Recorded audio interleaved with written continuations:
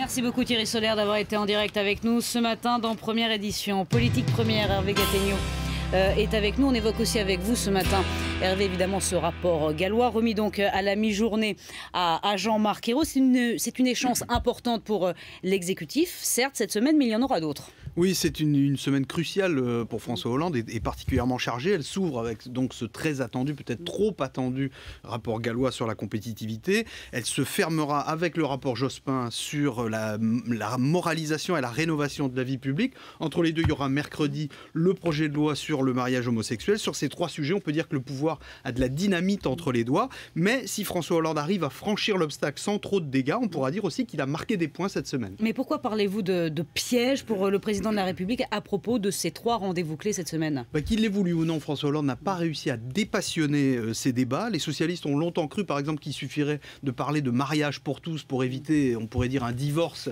avec l'opinion. Bon, la réalité, c'est qu'on voit bien que les Français restent divisés sur le sujet et François Hollande ne peut pas se permettre une reculade comme sur la question du vote des étrangers. Le résultat, c'est qu'il offre à la droite une occasion de se remobiliser et même de lui reprocher un manque de concertation.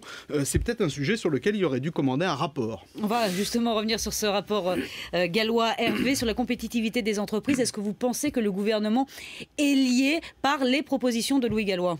On peut dire que le gouvernement a peut-être commis une erreur similaire à celle que Nicolas Sarkozy avait commise sur la question du triple A. Vous savez, on a l'impression aujourd'hui que les Français sont persuadés que la compétitivité, c'est l'alpha et l'oméga de la politique économique et que l'expertise que va délivrer Louis Gallois engage le gouvernement. Bon, à l'arrivée, soit le rapport sera décapant et il va embarrasser ceux qui l'ont commandé, soit il va être assez modéré et finalement tout le monde va crier à l'arrangement.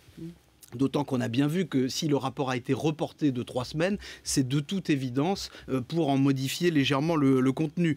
C'est de cette façon qu'on est passé d'un choc de compétitivité à un pacte de compétitivité. Concrètement, ça veut dire des mesures qui vont s'étaler dans le temps. Bon, un pacte, c'est moins choquant, mais un choc, ça aurait peut-être eu plus d'impact. Il y a un troisième rendez-vous cette semaine, Hervé Gattegno, c'est vendredi, le rapport de la commission Jospin qui sera rendu public. Est-ce qu'il ne va pas aider François Hollande à régler la question du cumul des mandats? C'était évidemment l'idée, le prestige de Lionel Jospin devait servir à faire plier les barons socialistes récalcitrants. Bon, à l'arrivée, c'est pas tout à fait ce qui s'est passé. Lionel Jospin a gardé ses penchants autocratiques, mais il a un peu perdu ses réflexes démocratiques. Sa commission n'a auditionné aucun élu, de telle sorte que ses conclusions sont un peu affaiblies à l'avance. Il a mené tous ces conciliabules à huis clos, ce qui donne l'impression d'un accord avec l'Élysée. Au total, on ne sait pas si François Hollande va réussir à régler la question du cumul des mandats, mais on peut dire qu'il se sera mis cette semaine en situation de cumuler les inconvénients. Merci Hervé Gattegno. Jean-François Copin, invité de Jean-Jacques Bourdin, donc à 8h30. Culturez-vous.